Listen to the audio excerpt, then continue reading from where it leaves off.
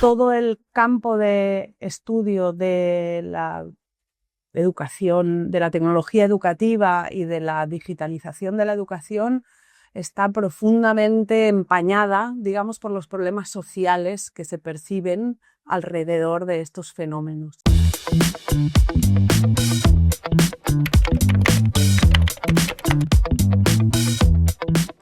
Bienvenidos, bienvenidas a esta primera entrevista del ciclo organizado por la Maestría en Tecnología Educativa de la Facultad de Filosofía y Letras de la Universidad de Buenos Aires.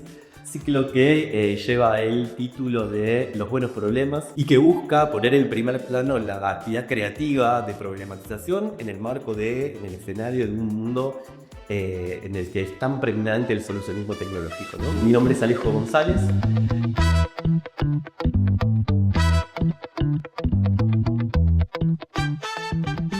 Hoy tenemos el enorme placer y el honor de que nos acompañe para esta primera entrevista la doctora Judith Jakobkis-Halpern, profesora agregada de la Facultad de Educación, el Departamento de Organización Educativa de la Facultad de Educación de la Universidad de Barcelona.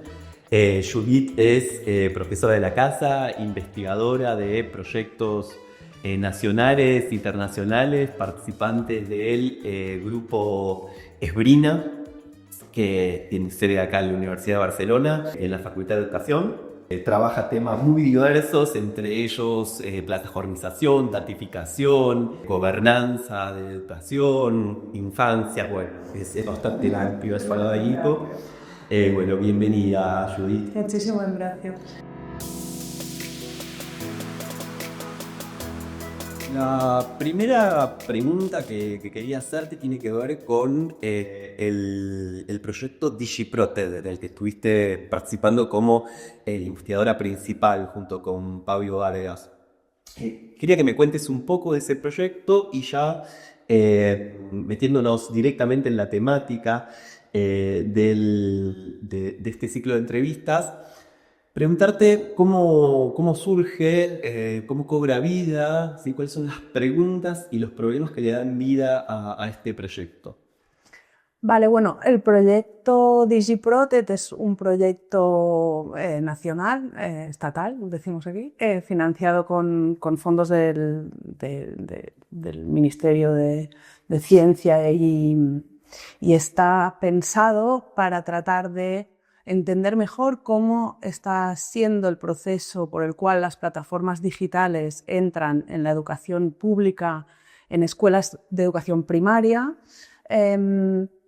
no desde el punto de vista descriptivo, digamos, empezando por lo descriptivo, pero tratando de entender qué lógicas hay atrás de este proceso, por qué sucede, por qué se introducen plataformas digitales en escuelas de educación primaria y qué efectos tiene este proceso en distintos niveles, a nivel de la gobernanza del propio sistema educativo, tanto en el por qué pasa a nivel de la gobernanza como qué implica para la gobernanza del sistema, pero también de las escuelas, cómo cambia, si es que cambia la organización de las escuelas, las prácticas organizativas en las escuelas, y cómo afecta o qué efectos tiene sobre las relaciones entre los distintos actores del sistema, sea desde el diseño de la política hasta la práctica en el aula, hasta las propias percepciones y experiencias del alumnado.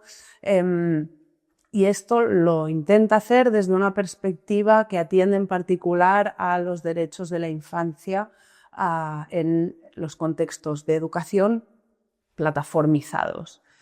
Este es un proyecto que empezamos hace 3 años y es heredero de otro proyecto más chiquito que habíamos hecho en Cataluña. Este proyecto tiene, digamos, investiga en distintas comunidades autónomas en España y veníamos de un proyecto más chiquito hecho en Cataluña en el que tratábamos de ver qué efectos tenía sobre los derechos de la infancia a la educación el proceso de plataformización. En ese proyecto, y doy un poco la vueltita para tratar de llegar a donde me interesa poner el foco, en ese proyecto nos centramos en la plataformización. Qué tipo de plataformas digitales se estaban usando en las escuelas y cómo interpelaba los derechos de la infancia a la educación en contextos digitalizados esa entrada de las plataformas.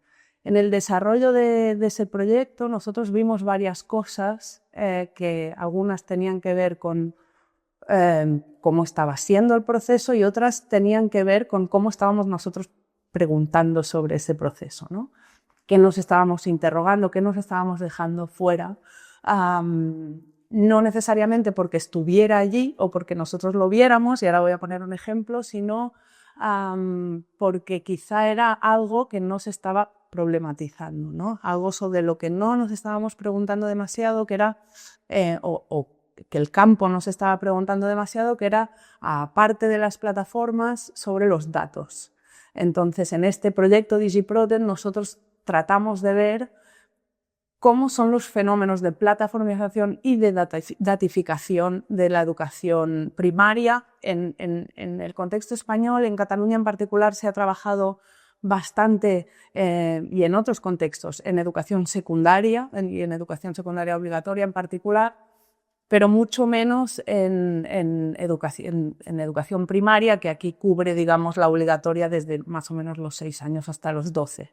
Entonces nos dábamos cuenta que muchas de las cosas que nosotros preguntábamos en ese primer proyecto, y nos sigue pasando, estaban muy pegadas, digamos, a una definición muy descriptiva de lo que es una plataforma digital, da igual qué descripción uses. Es decir, en función de a quién preguntábamos, son conceptos que están muy a la orden del día, digamos. Se habla mucho de la plataformización del consumo de audiovisuales, por ejemplo, Netflix, bla, bla, bla, o de la plataformización del juego, o de la plataformización de la organización doméstica, no importa.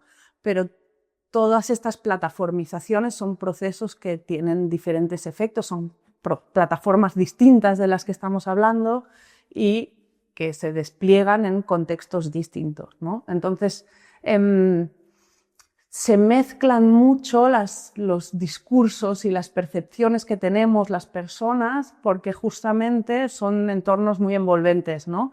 Entonces, era difícil y sigue siendo discriminar qué plataformas estamos observando, ¿no? Y nosotros siempre en los dos proyectos hemos ido bastante a remolque, digamos, de las plataformas que los actores ponen sobre la mesa, más que nosotros partir de una idea de lo que la teoría nos dice que son las plataformas digitales, ¿no? Y un poco ese es el contexto en el que nosotros empezamos a desarrollar este proyecto, con esa idea, ¿no? De tratar de cubrir distintos niveles en los que se desarrollan estos procesos y tratar de llegar siempre a dar voz a los actores más cotidianos, digamos, que hacen la educación, ¿no? A maestras, maestros, alumnos, por supuesto, familias en la medida de lo posible, direcciones de escuela, etcétera.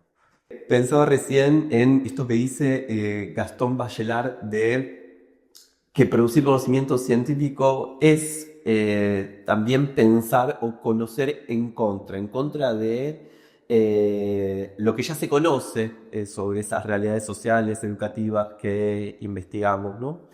Entonces la pregunta es, ¿contra qué ideas, qué discursos tuvieron que desarmar? ¿Qué marcos interpretativos, qué categorías, qué binomios, qué encadenamientos de ideas tuvieron que desarmar que se encontraron circulando, instaladas en el campo? Claro, me gusta lo de investigar en contra.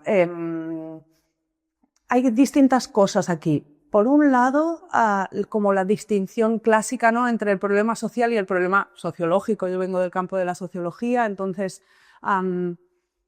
todo el campo de estudio de la educación, de la tecnología educativa y de la digitalización de la educación está profundamente empañada, digamos, por los problemas sociales que se perciben alrededor de estos fenómenos. Y esto está atravesadísimo por los media, pero también por las empresas, por las grandes empresas, ¿no? Que colocan unas determinadas necesidades en el campo que no necesariamente son necesidades que vienen del campo, ¿no? Sino que en esta lógica discursiva del solucionismo tecnológico, que tiene un correlato clarísimo en las prácticas, no es solo un discurso, ¿no? Y que hace que adoptemos distintas tecnologías sin mucho preguntarnos a qué responden, por qué lo estamos haciendo, ¿no? Entonces, este es un primer discurso, digamos, muy amplio que nosotras queríamos contestar de alguna manera, ¿no? Ver realmente cuál es digamos, el flujo de esta definición de necesidades tecnológicas en las escuelas de educación primaria. Por otro lado, la idea de que la tecnología es un poco la misma idea, pero de que la tecnología nos sirve para cosas específicas, ¿no? La idea de la tecnología en educación y en cualquier campo como herramienta para esta idea que está muy instalada esta mirada sobre la tecnología como si fuera solamente una cosa que se usa para otra cosa y no digamos, un tipo de artefactos, de construcciones en las que conectan un montón de dimensiones distintas de nuestra sociedad, desde la dimensión histórica, la dimensión organizativa, la dimensión emocional, cómo nos vinculamos con la tecnología, si es que nos vinculamos, cómo la contestamos, si es que la contestamos.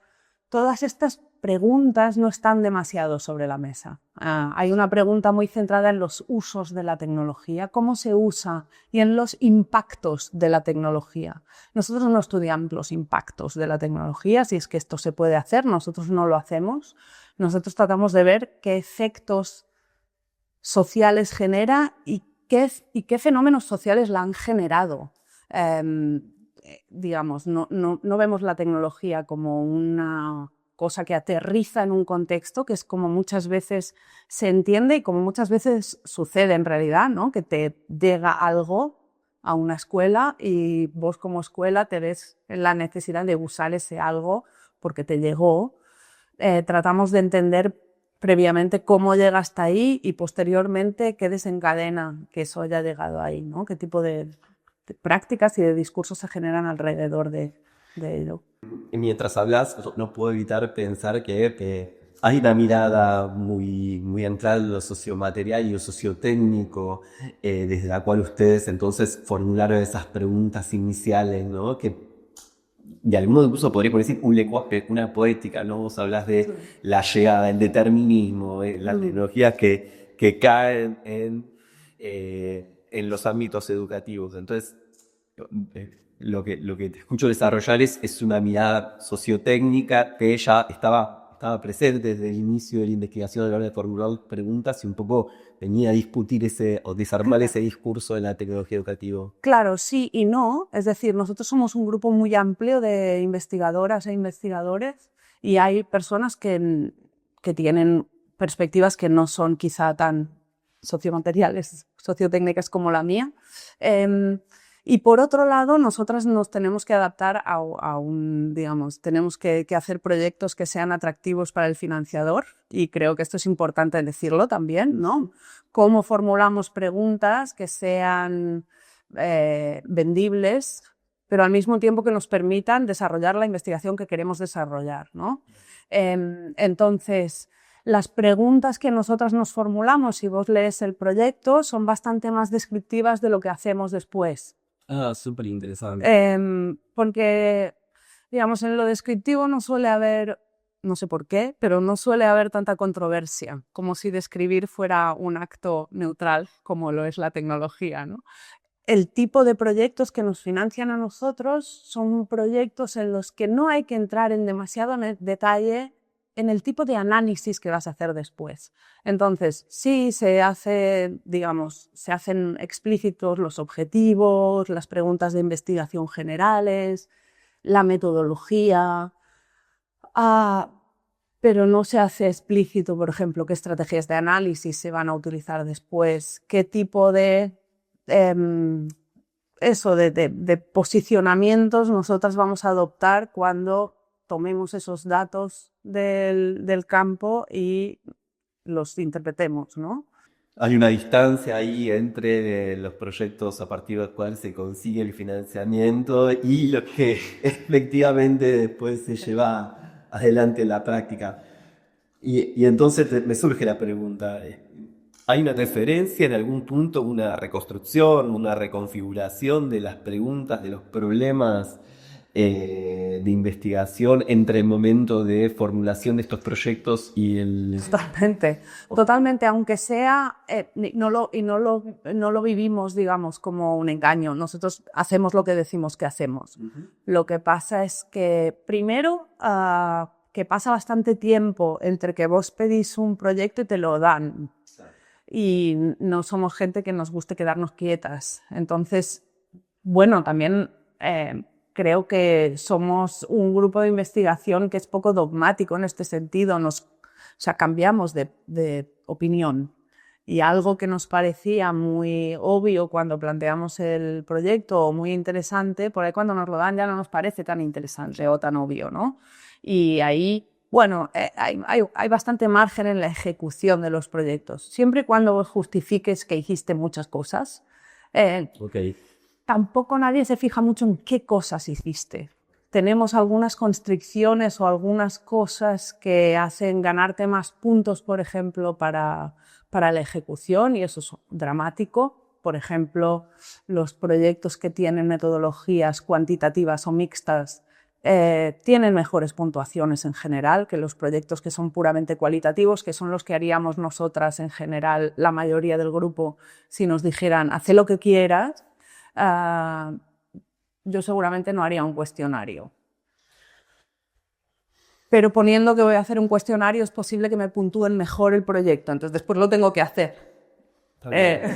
No se entiende perfectamente y está muy bien anquear materialmente, Claro. hablamos de la materialidad de las tecnologías, también investigación tiene una base material y que necesariamente se entraba con la formulación de los problemas y la construcción de esos problemas. Totalmente. Y de nuevo, yendo un poco más a fondo con esta cuestión de la problematización. ¿Qué prácticas desarrollan ustedes como parte de la cocina de la investigación en ese momento inicial del estudio que les permitan problematizar activamente, creativamente?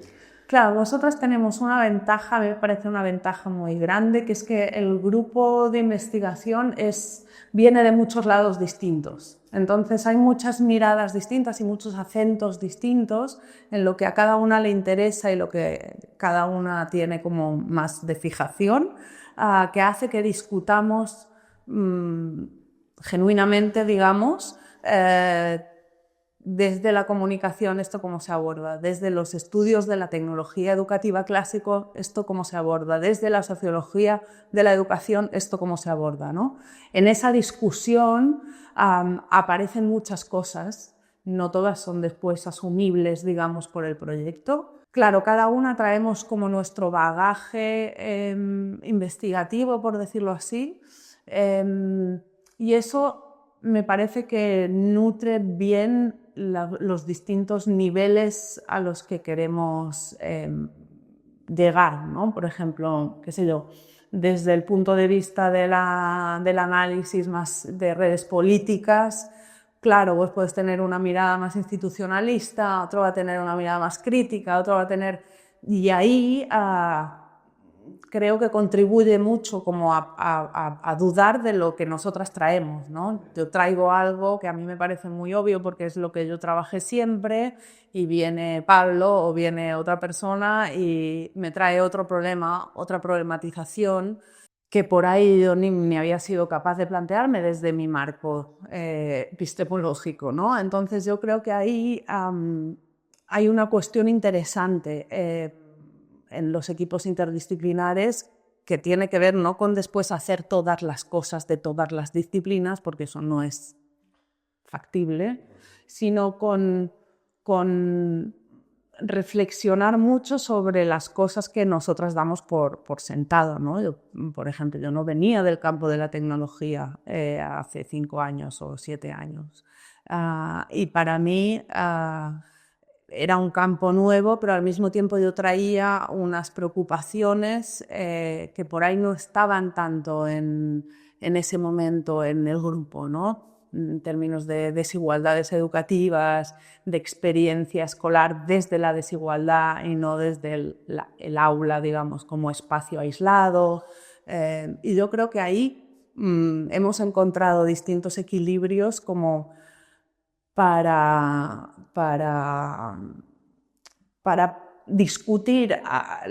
discutirnos a nosotras mismas y discutir algunas tendencias también de la investigación que están muy viciadas, no en el mal sentido, sino que están muy, obviamente, influidas por su propio campo, ¿no? Bien, ahí hay entonces el trabajo interdisciplinar que responde también a las formaciones, las trayectorias de las distintas integrantes del equipo, que permite ahí construir una problematización siempre en discusión, Claro. que se va nutriendo de esa diferencia, de esas trayectorias distintas. Me parece buenísimo. Y pensaba, ¿no? Un poco volviendo también sobre esta cuestión material y que mencionaste, que es verdad, muy soslayada. Estos financiamientos, estos proyectos están financiados y tienen buenos recursos, permiten también tener equipo, digamos. Sí, no. Es decir, nosotros son proyectos en los que no está demasiado contemplada la contratación. Okay. O sea, se pueden contratar algunas horas, pero no son proyectos digamos, que te permitan financiar trabajo, Okay. porque cuentan que ya nos paga nuestro patrón, que es la universidad, y que son gastos sobre todo de ejecución, de divulgación, de redes. Sí que en este caso, por ejemplo, a nosotras nos financiaron, no a nosotras personalmente, sino al proyecto le financiaron una beca predoctoral buena. Entonces una persona pudo hacer su doctorado, está terminando, financiada con fondos asociados al proyecto. Okay. Y eso es espectacular.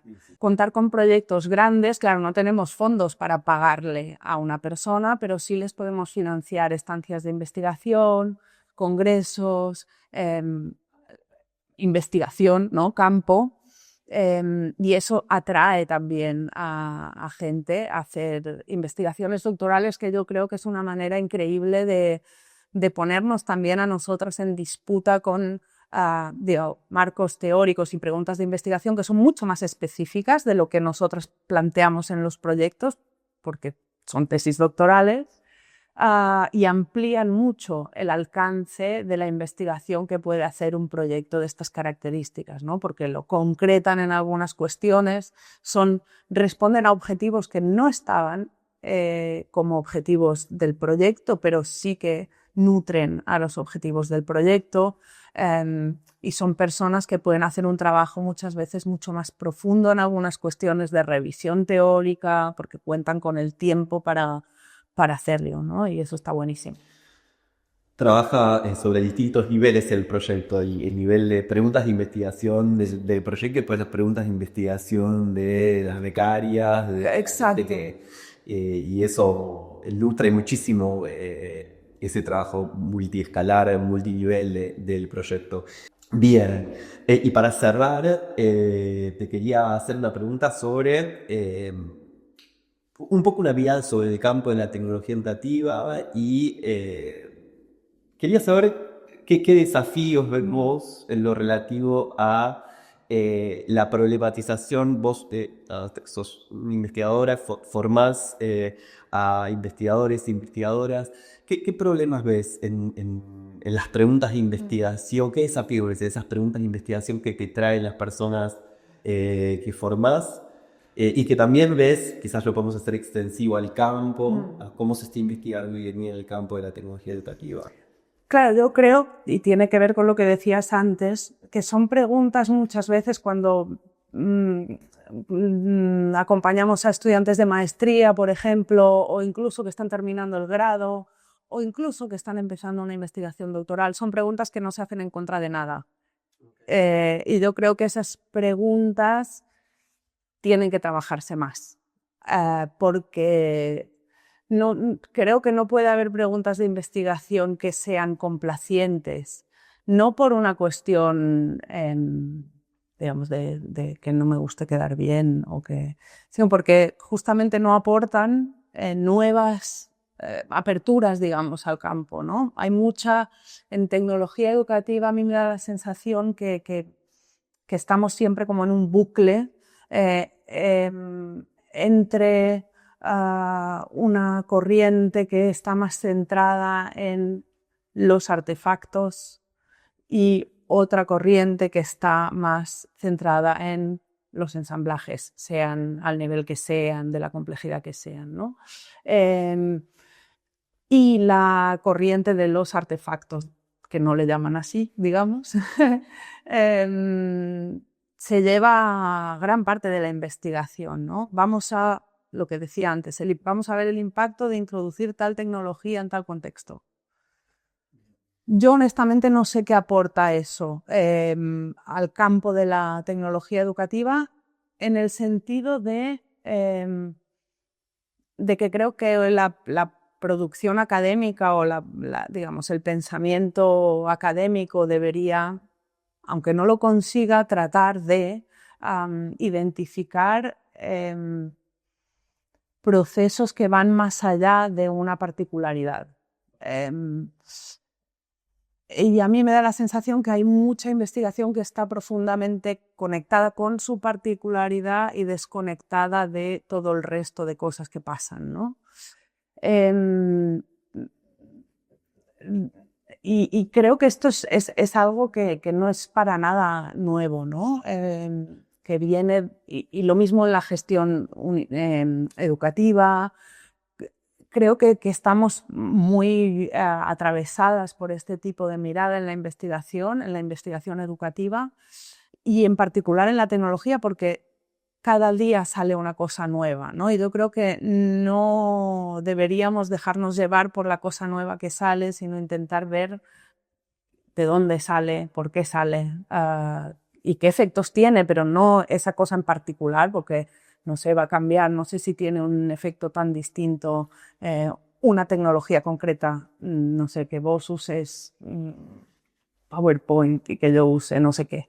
No sé si eso si está ahí la clave, digamos, de lo que nosotros queremos responder o Todo no. lo otro que se pierde, un poco lo que dice Gerd Bielta, reducir las problemáticas, los fenómenos a una sola dimensión Claro. y así achatado, ¿no? Claro, y que pasa no solo en el campo de la tecnología educativa, porque digo, tampoco para fustigarnos tanto o para sentir que deberíamos fustigarnos más colectivamente, ¿no? No por culpable, sino porque creo que muchas veces se pierde mucho de vista, es decir, que se naturalizan un conjunto tan brutal de cosas que es muy difícil salir de ahí. Es decir, cuando se hacen discursos, y pongo un ejemplo que creo que todas estamos como bajo este yugo a veces, ¿no?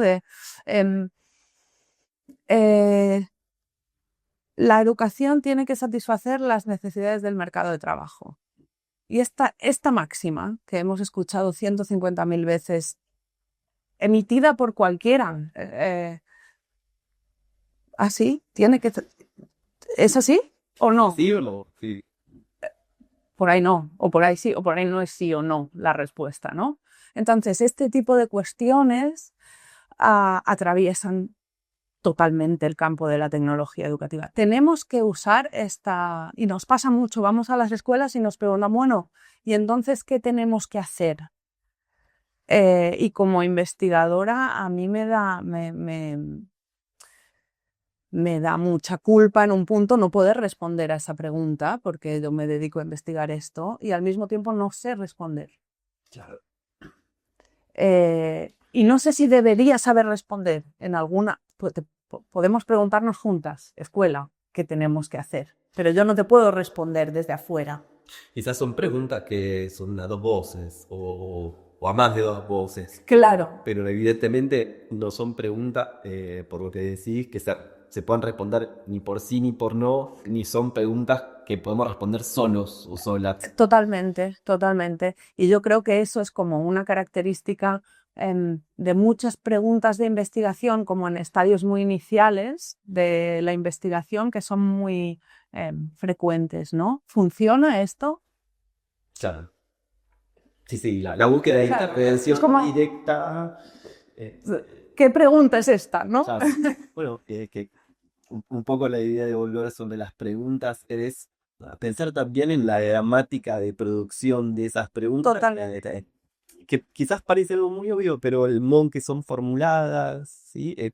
Condiciona muchísimo hacia dónde va la investigación después y las respuestas que se producen. Claro, y no todas las voces estamos igualmente autorizadas, ¿no? y legitimadas para formular determinadas preguntas o plantear determinadas máximas, ¿no? Entonces, que si yo digo una cosa va a tener un impacto, y si la dice, no sé, Claro. Jeff Bezos, va a tener otro efecto, ¿no? Entonces creo que es interesante también preguntarse quién está planteando estas preguntas o quién está poniendo estas respuestas sobre la mesa. Ya que agenda también Claramente, responde. exacto. Sí, Exacto. sí, ¿no? Parte de la formulación de las preguntas, volver sobre la pregunta sobre la agenda, sobre a quién modo de estar. Exactamente, exactamente. Y a quién le sirve y con quién le esté formulando. Claro, muchas veces, ¿quién va a salir ganando o quién va a estar a gusto con cualquiera de las respuestas a la pregunta? Entonces, quizá la pregunta no es tan ingenua o tan neutral como pareciera, ¿no? Pareciera. Me encantó intercambio, Judith. Muchísimas gracias por compartir este momento con nosotros. Espero que lo hayan disfrutado mucho, tanto como yo. Así que bueno, te agradezco muchísimo tu participación en esta primera entrevista. Súper, muchísimas gracias por invitarme, un honor.